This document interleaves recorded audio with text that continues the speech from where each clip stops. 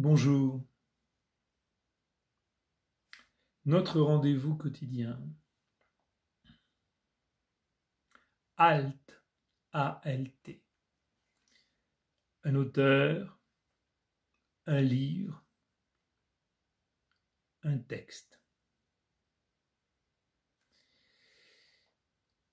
Aujourd'hui, je vais vous dire Sigmund Freud, dans Délire et rêve, dans la Gradiva de Jensen, que vous trouvez chez Gallimard, dans un livre de poche, collection ID NRF.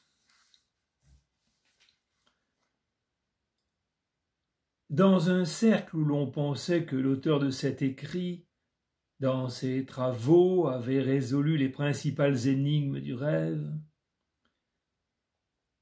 la curiosité s'éveilla un jour à propos des rêves qui ne furent jamais vraiment rêvés, mais attribués par les romanciers à leurs personnages imaginaires. L'idée de soumettre à un examen cette classe de rêves peut sembler surprenante et oiseuse. Envisagée sous un certain angle, elle n'a rien d'injustifié.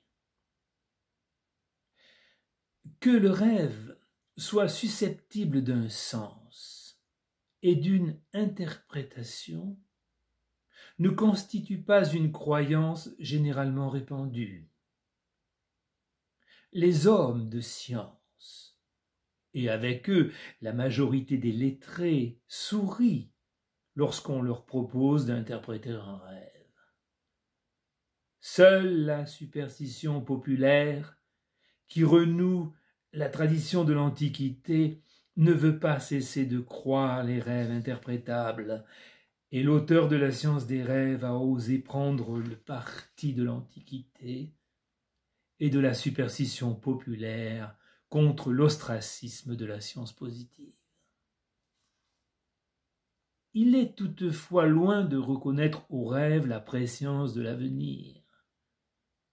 Or, lever le voile recouvrant l'avenir a été de tout temps le but, vainement poursuivi par tous les moyens, de l'aspiration des hommes.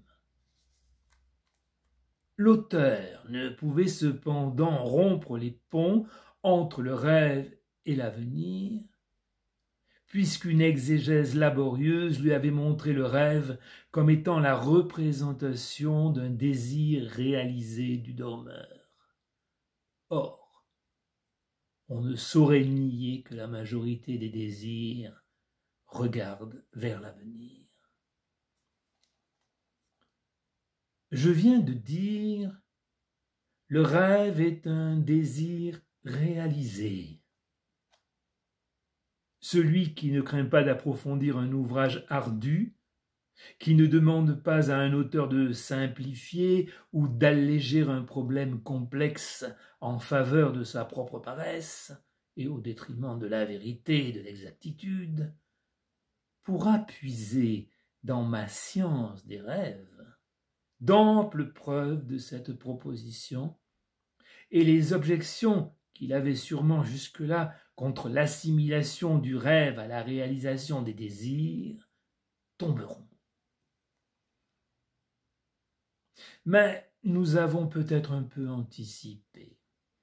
Il ne s'agit pas encore d'établir si le sens de tous les rêves est un désir réalisé, ou bien si, tout aussi souvent, il ne serait pas une attente angoissée, un projet, un débat intérieur, etc. Demandons-nous plutôt d'abord si le rêve a un sens quelconque, si on peut lui accorder la valeur d'un processus psychique. La science répond non. Elle déclare que le rêve est un simple processus physiologique derrière lequel il n'y a à rechercher ni sens, ni signification, ni intention. Des excitations somatiques ébranleraient durant le sommeil les cordes de l'instrument psychique et amèneraient à la conscience tantôt cette représentation-ci, tantôt celle-là dépouillée de toute cohésion psychique. Les rêves ne seraient que les soubresauts et non des mouvements expressifs de la vie psychique. Dans ce débat relatif à l'estimation du rêve, les poètes et les romanciers semblent être du même côté que l'Antiquité. La superstition populaire est l'auteur de la science des rêves. Lorsqu'ils font rêver les personnages engendrés par leur fantaisie, ils se conforment à l'expérience quotidienne, qui montre que la pensée et l'affectivité des hommes se poursuivent dans les rêves, et ils ne cherchent rien d'autre qu'à figurer par leurs rêves les états d'âme de leurs héros.